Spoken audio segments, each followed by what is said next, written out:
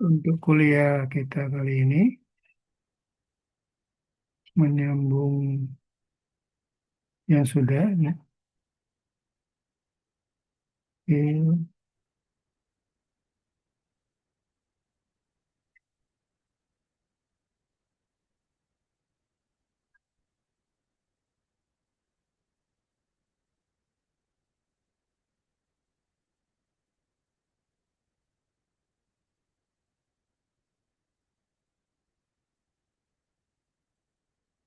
Nah, seperti yang sudah kita ketahui bahwa integrasi transportasi itu adalah menyatukan ya, tujuannya untuk menyatukan berbagai moda ke dalam satu sistem yang harmonis, efisien, dan saling terhubung ya. Jadi akan perjalanan yang seamless bagi semua pengguna. Ini tanpa batas ya, tanpa hambatan ya. Jadi, kalau definisinya ini adalah konsep menyatukan berbagai moda ya, integrasi ya. Baik itu moda bus, kereta api, angkutan umum, hingga sepeda, jalan kaki ke dalam satu sistem yang saling terhubung dan harmonis. Nah, tujuan utamanya menciptakan perjalanan yang mulus ya, tanpa hambatan, seamless ya, sehingga masyarakat mau beralih dari kendaraan pribadi ke transportasi umum. Nah, ini yang sedang dicoba ya di kita di Indonesia. Jadi ada 4 dimensi utama ya, eh, integrasi transportasi.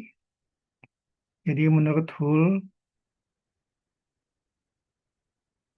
2005 dan Gifoni Bannister tahun 2010, integrasi transportasi melampaui aspek fisik semata ya. Keempat dimensi ini saling melengkapi dan harus diterapkan secara simultan, yaitu dimensi fisik ya. Jadi adanya fasilitas perpindahan moda yang dekat dan nyaman. Jadi adanya bangunan ya. Jadi ya. Adanya tarif dan tiket satu kartu atau satu aplikasi untuk semua moda. Lalu adanya jadwal, jadi penyelarasan waktu kedatangan dan keberangkatan, dan adanya informasi, data, rute, jadwal, dan tarif real time ya. Jadi untuk saat ini kan kita bisa melihatnya di aplikasi ya, di handphone ya.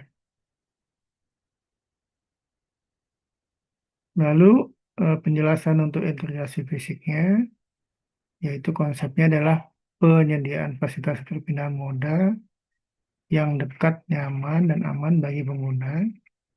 Jarak antar moda harus dapat ditempuh dengan berjalan kaki tanpa hambatan. Jadi pembangunan hub ini, transportasi intermoda, yaitu pembangunan hub terpadu ya. Jadi yang adanya bangunan penghubung ya. Lalu stasiun kereta terhubung langsung dengan terminal bus via Skybridge ya. Ini seperti yang ada di apa namanya kereta bandara ya, terhubung dengan bandara misalnya. Lalu fasilitas pejalan kaki dan terus sepeda yang aman. Nah, untuk integrasi jadwal dan tarif ini penyelarasan waktu kedatangan dan keberangkatan antar moda, pengguna tidak perlu menunggu lama saat berpindah moda ya. Jadi headway yang teraktif ini akan menjadi kunci kenyamanan bagi penumpang ya. Integrasi tarif dan tiket satu kartu atau satu aplikasi untuk semua moda ya. Contoh nyata ini yang di Jakarta misalnya ada Jaklinggo atau di Oyster Card di London ya. Tarif terusan juga dapat diintegrasikan menjadi lebih hemat. Jadi menggunakan integrasi tarif dalam satu tiket ya. Lalu integrasi informasi yaitu penyediaan informasi rute, jadwal, tarif yang real time dan mudah diakses melalui satu platform terpadu ya. Aplikasi digital, misalnya Google Map, aplikasi lainnya. Lalu adanya papan informasi digital, display real time di stasiun dan halte, dan notifikasi proaktif peringatan gangguan otomatis foto otomatis ya. Nah, ini kayak papan pengumuman digital ini kan sudah bisa kita lihat ya di stasiun, di halte bus ya, halte bus di busway ya, misalnya busway di Jakarta ya. Kalau di Bandung belum ada, maksudnya belum real time ya. Sudah ada tulisan penunjuk adanya apa namanya rute, layanan rute, tapi belum menunjukkan adanya real time kedatangannya misalnya ya. Itu yang bisa kita lihat misalnya di mana di busway Jakarta ataupun di Trans Jogja misalnya ya. Di halte ini sudah terintegrasi dengan informasi digital ya. Lalu untuk pendekatan teoritisnya ini adalah teori TOD namanya yang dipopulerkan oleh Peter Carl Hope ya. TOD ini mengintegrasikan tata guna lahan dengan sistem transportasi massal ya. Jadi pusat kegiatan, kantor, hunian, komersial, bisnis ya dibangun dalam radius 400 sampai 800 meter dari titik transit utama ya. Nah, jadi pengembangan kawasan ini, kawasan hunian, kawasan bisnis, ataupun sekolahan mungkin ya, yang dibangun dekat dengan stasiun misalnya, stasiun kereta ya. Itu bisa kita lihat di Jakarta ya, atau di kota-kota di luar ya, yang menggunakan konsep ini ya. Jadi memang konsep intinya adalah dalam stasiun, dekat stasiun tadi, ataupun ada dekat halte, maupun dekat bandara itu ada hunian, ada kantor, ada akses publik ya yang dapat ditempuh dalam berjalan kaki saja ya. Nah, dampaknya tentu saja mengurangi ketergantungan kendaraan pribadi ya. Jadi memang kita di sini seperti yang digambar ini adanya pesepeda atau jalan kaki ya untuk menempuh tujuan ya. Jadi hunian atau tempat kerjanya itu dekat dengan stasiun ya atau simpul ya. Nah, lalu pendekatan teoris yang keduanya adalah Mobility as a Service atau MAS ya, MAS.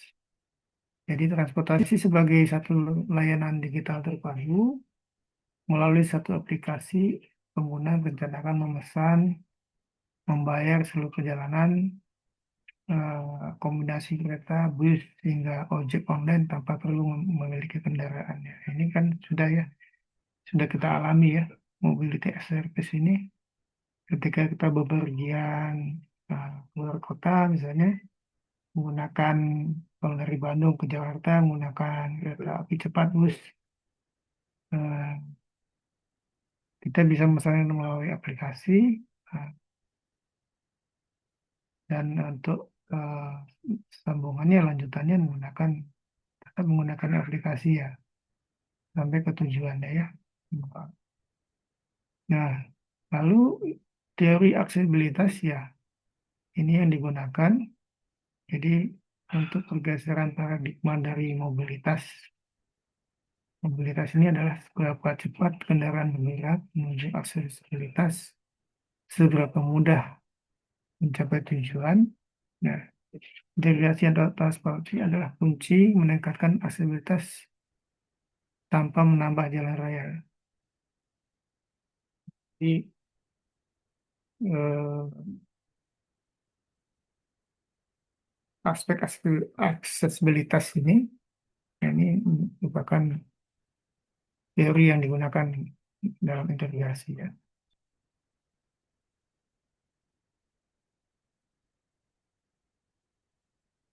Lalu manfaat integrasi transportasi ya yang seperti yang sudah ya. Ini adanya menurut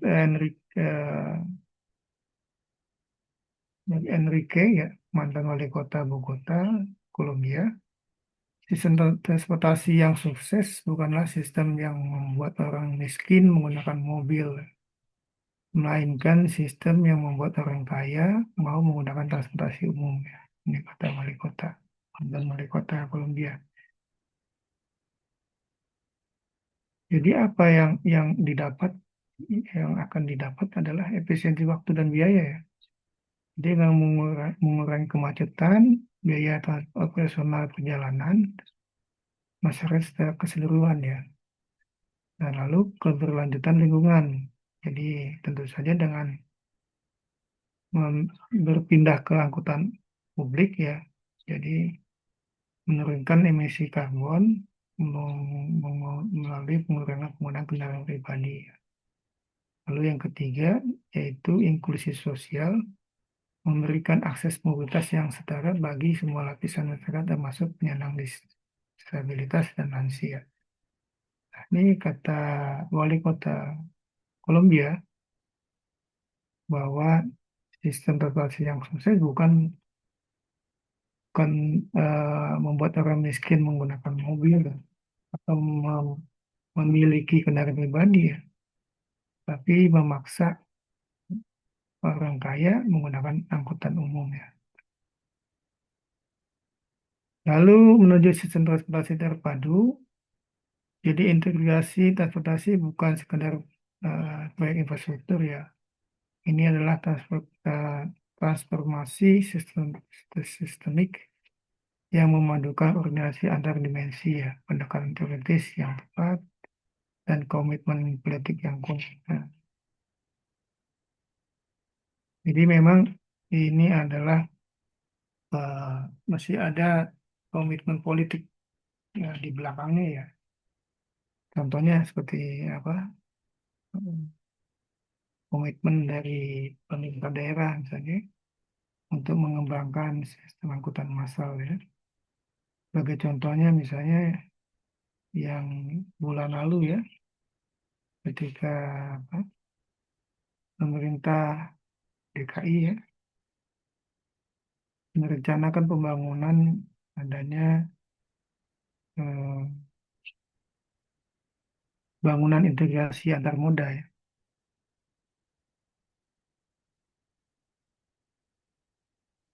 yaitu pembangunan jembatan Cincin Donat yang ada di Bundaran HI ya. Nah, ini coba, nah, begini modelnya.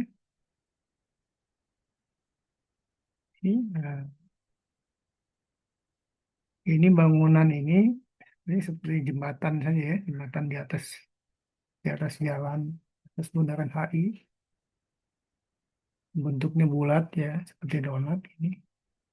Jadi dinamakan cincin donat ya. Ini bangunan yang ada di bundaran HI Duku Atas ya. Ini jembatan ya, sebenarnya jembatan pejalan kaki ya, sebagai pusat integrasi transportasi modern ya. Nah, penjelasannya apa? Cincin donat ini adalah jembatan pejalan kaki berbentuk cincin ya. Jadi apa istilahnya cincin donat? Di atas Jalan Jenderal Sudirman yang menghubungkan berbagai simpul transportasi di kawasan Duku Atas ya. Bundaran HI ya, dirancang untuk integrasi 6 moda transportasi sehingga perpindahan antar moda menjadi mudah, aman, nyaman, tanpa harus ada di pinggir raya. Jadi ada 6 moda ini yang dihubungkan yaitu MRT Jakarta yang ada di bawah Jalan Sudirman. Lalu ada LRT-nya di atas. Jadi yang nomor 2 LRT, nomor 1 ada subway MRT ya. Lalu yang ketiga ada KRL ya, stasiun Duku Atas ya. Lalu ada 4 stasiun kereta bandara ya. Lalu ada busway di nomor 5 yang dihubungkan. Lalu yang keenam adalah pejalan kaki ya, pejalan kaki. Jadi 6 moda ini dihubungkan dalam satu bangunan jembatan pejalan kaki yang berbentuk cincin ya. Nah, ini adalah contoh bangunan integrasi antar moda.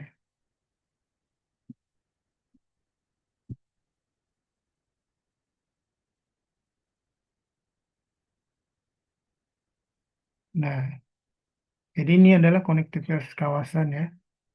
Yang tadi ada 6 moda tadi, di mana MRT itu ada yang dihubungkan adalah di stasiun Duku Atas, lalu LRT-nya di stasiun Duku Atas juga, KRL-nya di stasiun Sudirman, di jalan Sudirman juga, lalu ada kereta bandara, stasiun BNI, lalu busway Transjakarta di halte Bundaran HI, lalu akses pejalan kaki ya, ke Gedung Plaza dan kawasan POD ya. Nah, ini ada perspektif cincin donatnya. Jadi memang seperti jembatan ya di atas gitu ya. Jadi aksesnya mudah tanpa menyeberang jalan. Lalu adanya lift ya, eskalator ya, tangga jalan. Lalu ramah disabilitas ya. Karena nanti kan ada lift ya, ada tangga jalan juga yang memudahkan untuk akses ke atas ya. Adanya ruang publik hijau dan nyaman.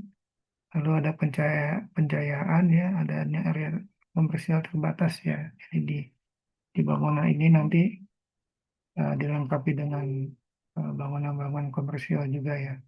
Ya mungkin nggak seperti apa namanya minimarket dan lain-lain ya. Nah ini adalah konsep untuk strukturnya ini. Ini kira-kira begini ya. Jadi ada atap kanopi di atasnya, supaya tidak kehujanan ya. Mungkin dia transparan nanti, jadi lebih indah ya. Lalu beton komposit tebal 120 mili untuk lantainya. Lalu ada balok utama baja, jadi struktur baja ya. Balok anak baja, ya kolom baja ya. Jadi struktur baja ya.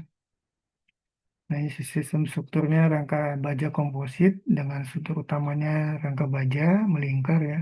Karena lebih mudah ya dibandingkan beton ya. Maksudnya dalam aplikasinya pembangunannya dia akan lebih cepat menggunakan baja dibandingkan menggunakan beton ya. Lalu lantai menggunakan plat beton komposit di atas layar baja. Baja dipilih eh, karena ringan ya dan pemasangannya cepat sehingga mengurangi gangguan lalu lintas ya. Ini perkiraan dimensinya, ya, dimensi luarnya itu sampai 80 sampai 90 meter, diameter dalamnya 40 sampai 50, dan lantainya 6 sampai 10 ya untuk pejalan kaki yang di atas. Tinggi dari jalannya 9 sampai 12 meter ya. Ini kalau kita lihat tampak melintangnya, jadi lebarnya nanti sekitar 6 sampai 10 meter ya. Lalu dilengkapi dengan railing kaca untuk pengaman. Hmm, Lalu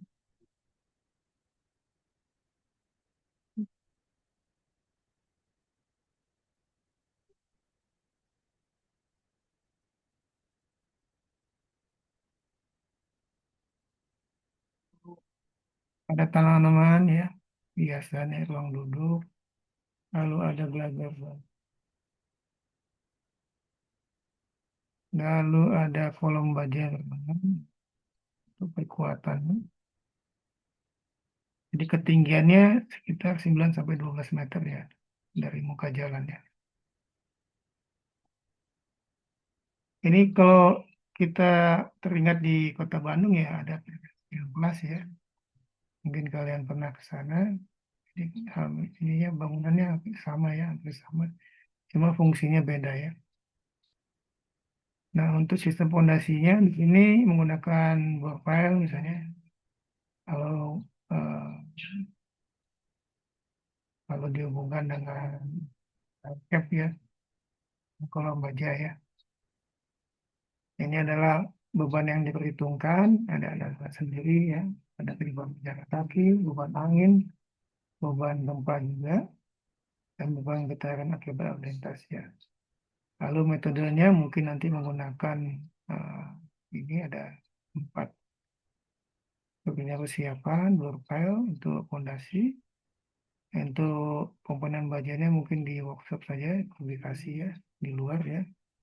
Lalu tinggal di erection bajanya untuk pemasangan di malam hari, lalu pemasangan eh, lantai, kanopi, dan lain-lain ya setelah itu ya. Nah, manfaatnya ini tentu saja ada integrasi 6 moda tadi dalam satu simpul. Jadi calon penumpang itu akan lebih memudahkan ya mau berpindah moda ya dari satu moda ke moda yang lain. Perpindahannya akan lebih cepat, mudah dan aman. Jadi mengurangi penyeberangan jalan di permukaan, lalu mendorong penggunaan transportasi publik dan menciptakan ruang publik modern, hijau dan ikonik. Nah, ini ya bangunan ikonik untuk di Jakarta ya. Tantangan utamanya tentu saja konstruksinya di tengah lalu lintas yang padat. Ya, ini nanti jadi masalah sendiri ya. Jadi menjaga operasional MRT, LRT dan lain ini tetap berjalan tanpa mengganggu kegiatannya, menghindari utilitas bawah tanah yang sangat padat, pekerjaan Erickson Baja dengan pen besar di malam hari, koordinasi lintas investasi ya.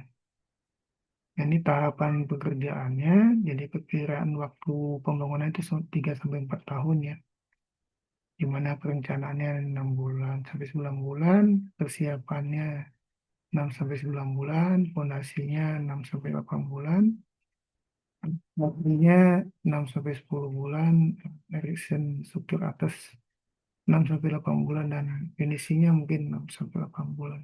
Jadi sekitar total waktu untuk pembangunan cincin donat ini sekitar 3 sampai 4 tahun ya. Nah, ini tadi adalah gambaran daripada bangunan integrasi antar moda. Oke, itu ya mungkin yang disampaikan untuk kali ini. Terima kasih atensinya. Nanti kita ketemu lagi. Assalamualaikum.